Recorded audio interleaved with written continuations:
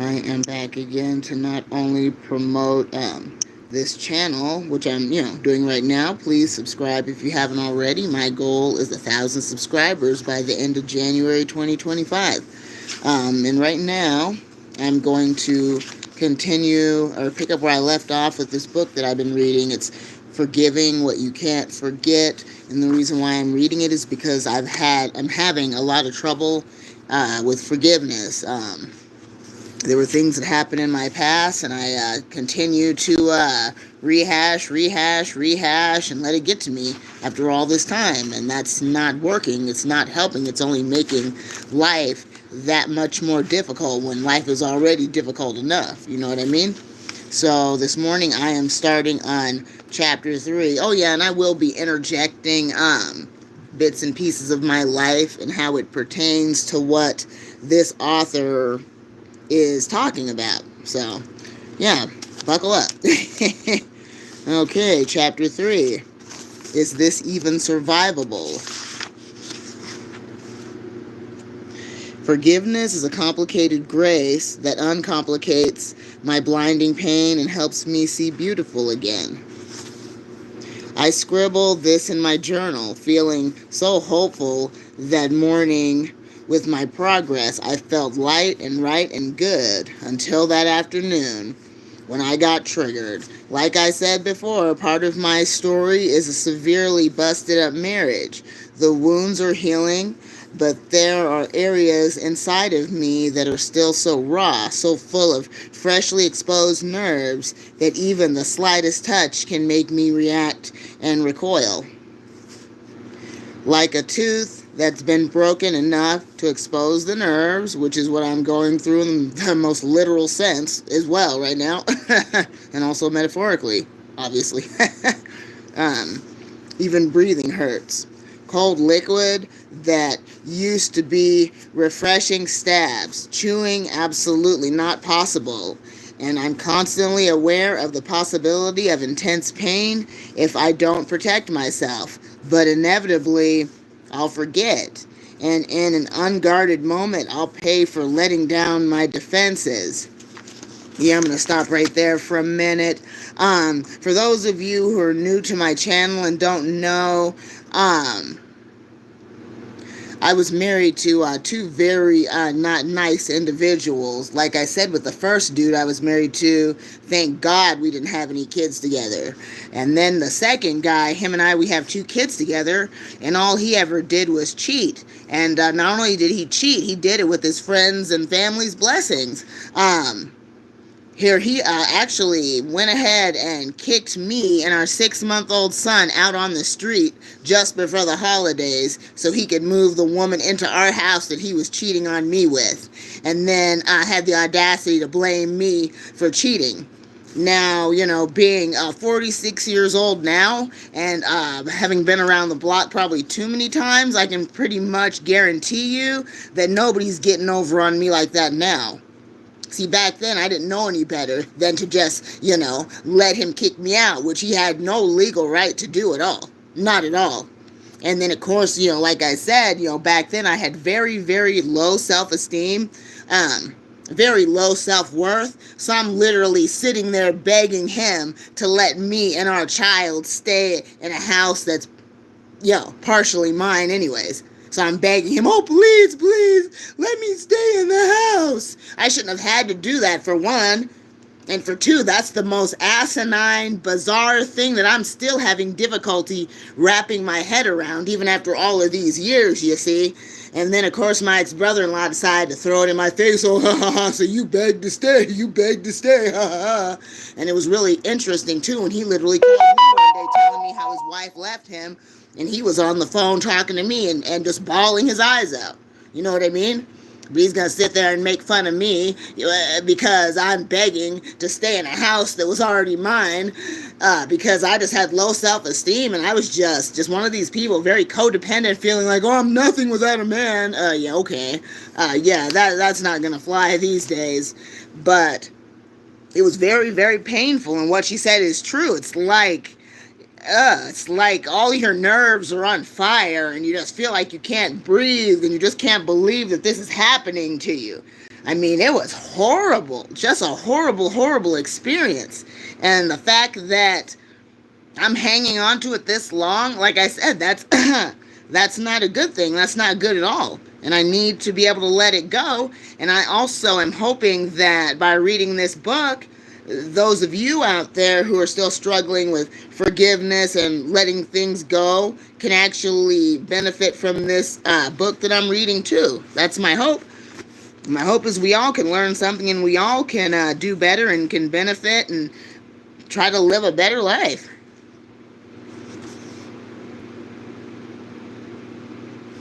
Raw nerves are complicated with teeth and souls, and near to impossible to protect at all times.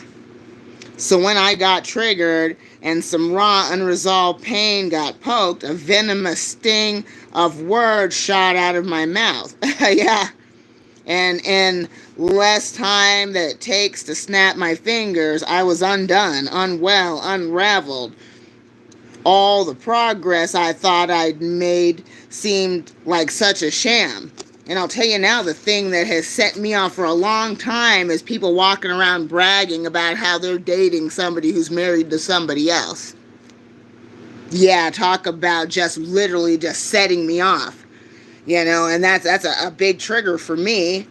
But then again, on the flip side, I'm personalizing stuff I shouldn't be personalizing, you know what I mean? Not to mention,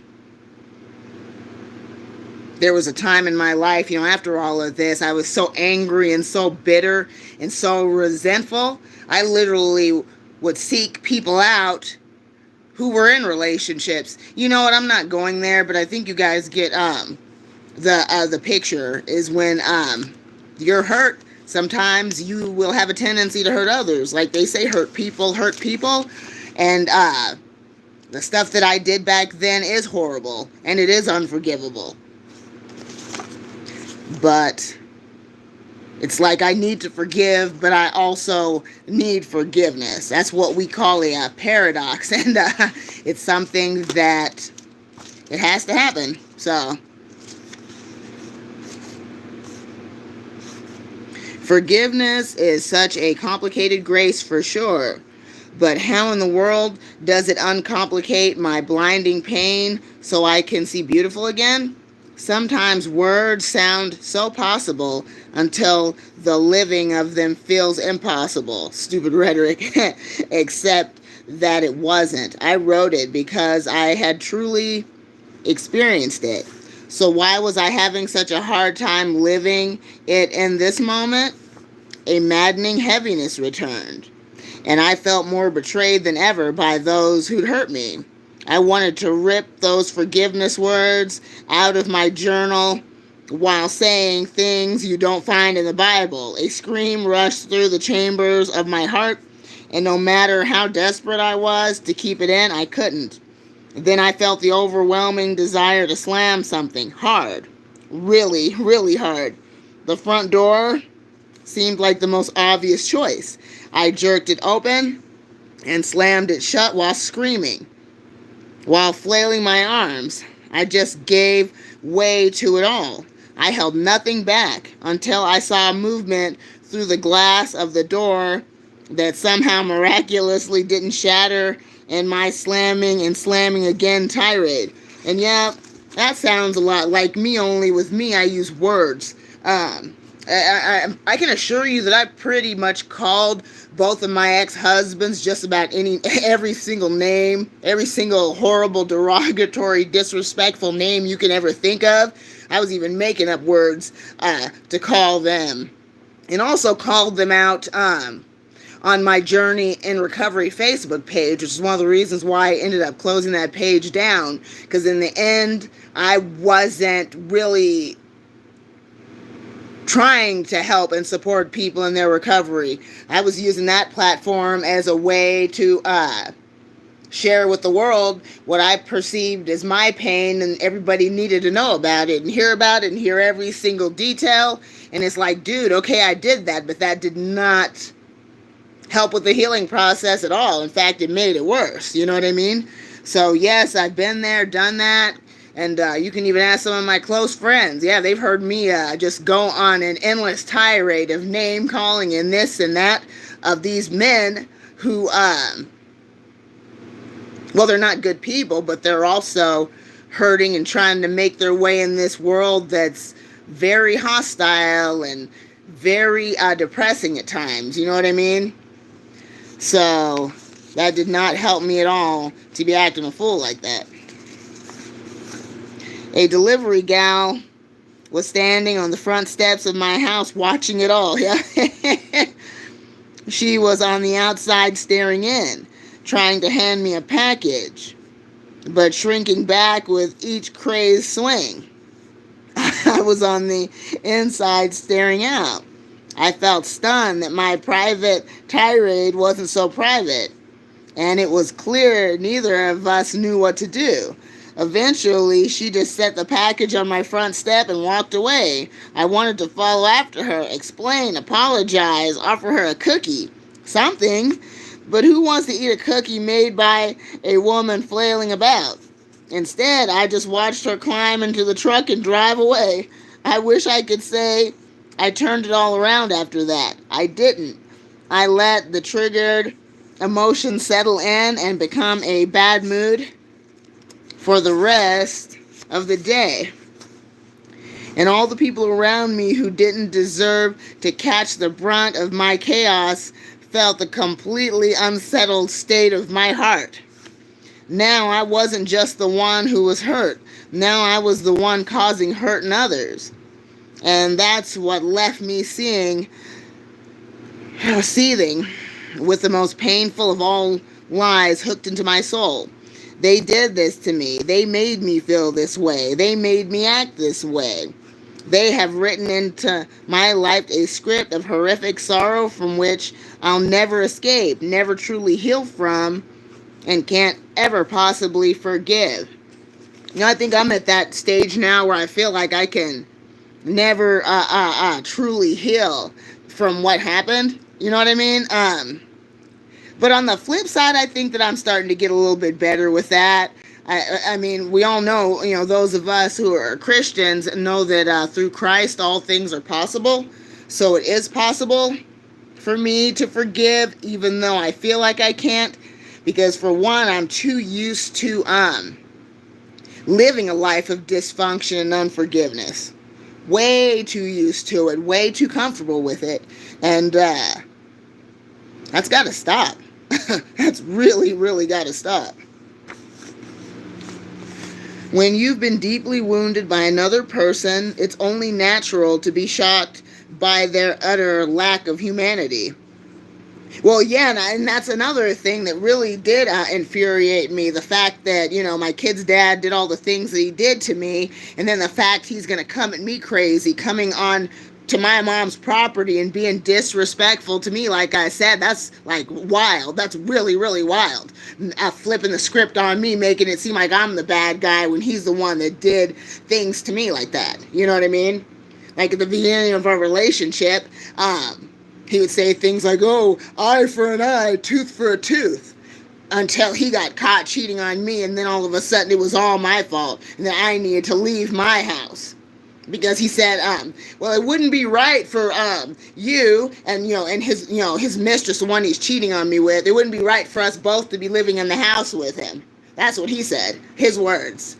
But it's okay to cheat on your wife and kick your wife and 6-month-old son out on the street in late fall, you know, almost wintertime. That's perfectly acceptable. But yeah, I mean, yeah, it's just nuts.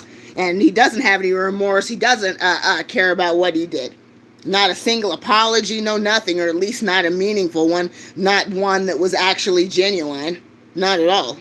And that's something I know that I will never get from that dude. We'll never get an apology from him. We'll never get an apology from the 74-year-old dude I was married to, you know, the first dude I was married to, for all the disrespect and verbal abuse and physical abuse and insults and this and that. I'll never get an apology from that dude. But it's one of those things. Oh, well, there's nothing I can do about it except for forgive and move on.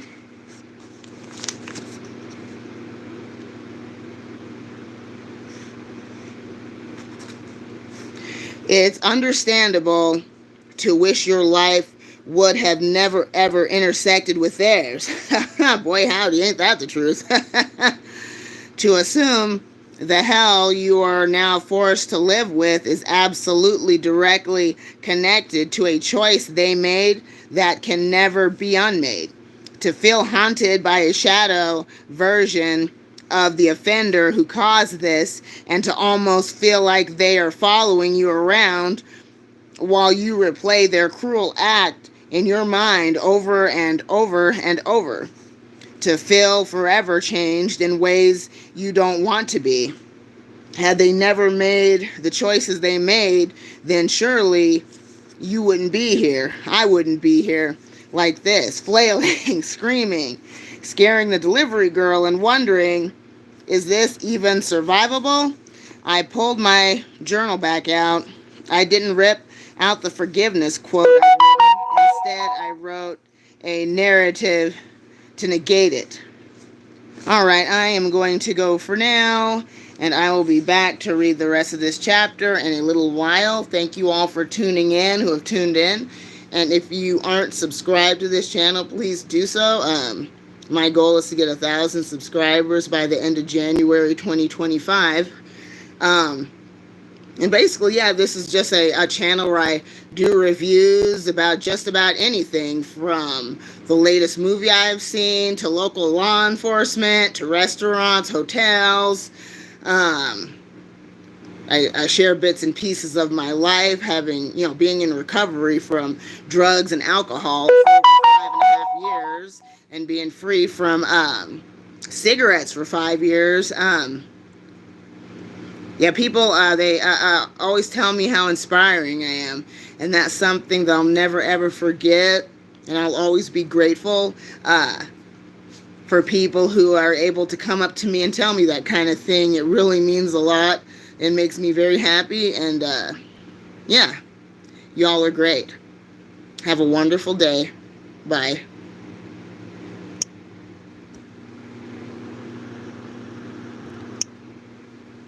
Oh, wow, what's that?